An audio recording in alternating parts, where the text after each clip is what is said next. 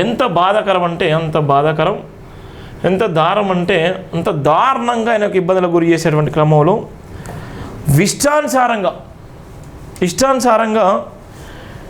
ఇష్టానుసారంగా మాట్లాడుతున్నటువంటి భయంకరమైనటువంటి ఇబ్బంది కుట్ర కుతంత్రాలు చేస్తుంటే మనం కనీసం మనం మాట్లాడకపోతే ఎంత బాధాకరం చూడండి. ఎంత అంటే ఎంత బాధాకరం. ఎటుపోతుంది, మనం ఏం చేస్తున్నాం మనం చూడు. ఎంత అంటే చాలా బాధాకరం. అందుకోసమే చెప్తున్నాను, క్రైస్తవ సోదరిమణులారా, మీరు ఎక్కడో ఉండి ఈ వీడియోలు చూస్తున్నారు, ఎంతోమంది చూస్తున్నారు. దయచేసి ఆత్మగౌరవ పోరాటానికి అండగా నిలబడండి. ప్రవీణ్ పగడాల గారిది ముమ్మాటికి హత్య. ఆయన డ్రింక్ చేసో, లేకపోతే డ్రంక్ అండ్ డ్రైవో, లేకపోతే ఆయన నిజంగా పోయో, లేకపోతే ఇంకెక్కడనో ఉండో, లేకపోతే లారీ కిందనో, బస్ కిందనో, వైన్స్ల దగ్గరకో ఎక్కడెక్కడికో పోలేదు. ఆయన ఎక్కడికో పోయి నిజంగా ఆయన తాగి చనిపోలేదు. ఆయనను ఇష్టానుసారంగా చేసి, అవమానానికి గురి చేసి, కిడ్నాప్ చేసి, ఇలాంటి ప్రసంగాలు చేసేటువంటి క్రమంలోనే ఇలాంటి వ్యక్తి ప్రమాదకరంగా మారబోతున్నాడు. హిందుత్వ సమాజానికి ప్రమాదకరంగా మారబోతున్నాడు. ఇలాంటి వ్యక్తి బతుకుంటే కష్టం. ఇలాంటి వ్యక్తి మాట్లాడలు.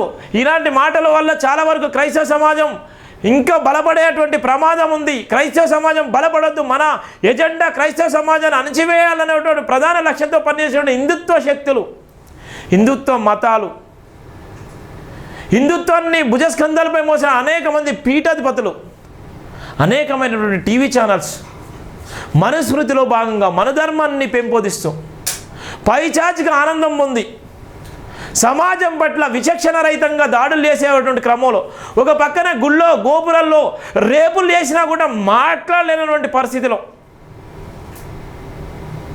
ఇలా హైందవ ధర్మాన్ని చేసుకొని సనాతన ధర్మాన్ని మోస్తూ ఇలా ఉన్నటువంటి మా దేవుడు గొప్ప అంటే మా దేవుడే గొప్ప అని చెప్పుకున్నటువంటి ఈ తరుణంలో ఇలాంటి వ్యక్తి మాటలను చిత్రీకరించి అవహేళన చేసి భయంకరంగా నిందలు వేసి ఆయనను ఎన్నో ఇబ్బందులకు గురి చేసిరు. చాలా బాధ అంటే చాలా బాధాకరం. ప్రవీణ్ పగడాల విషయంలో ఎంత దారుణం జరిగింది, ప్రవీణ్ పగడాల విషయంలో ఎంత అన్యాయం జరిగింది, ప్రవీణ్ పగడాల విషయంలో ఎంత దారుణానికి ఒడిగట్టిలని చెప్పడానికి ఆయన ప్రసంగాలు మీకు చూపించాను.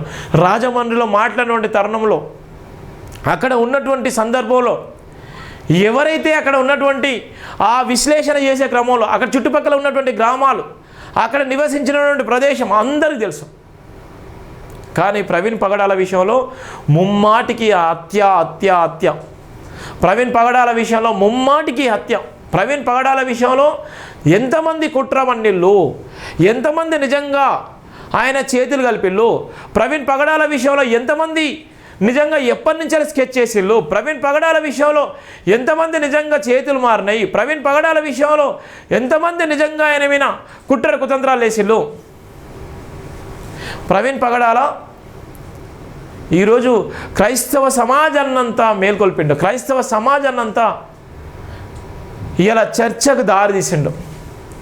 ఇలా చాలా చర్చలు ఉన్నాయి, చాలామంది బిషపులు ఉన్నారు, చాలామంది రెవరెండ్ పాస్టర్లు ఉన్నారు, చాలామంది ప్రసంగాలు వేస్తారు, చాలామంది వివిధ రకాలుగా మాట్లాడతారు, చాలామంది గొప్పగా ప్రసంగాలు వేస్తారు.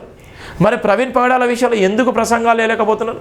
ప్రవీణ్ పగడాల విషయంలో పాస్టర్ల యూనియన్ ఏమైపోయింది? ప్రవీణ్ పగడాల విషయంలో రాష్ట్ర ప్రభుత్వాలు, కేంద్ర ప్రభుత్వాలు కానీ ఎందుకు స్పందించలేకపోతున్నాయి? మిషనరీలు ఎందుకు రాలేకపోతున్నారు? ప్రవీణ్ పగడాల చేసినటువంటి తప్పేంటి? ప్రవీణ్ పగడాల గారు మాట్లాడిన గివే మాటలు కదా, ప్రవీణ్ పగడాల చైతన్యం చేసింది గివే మాటలు కదా, ప్రవీణ్ పగడాల గారు మాట్లాడింది ఇదే కదా.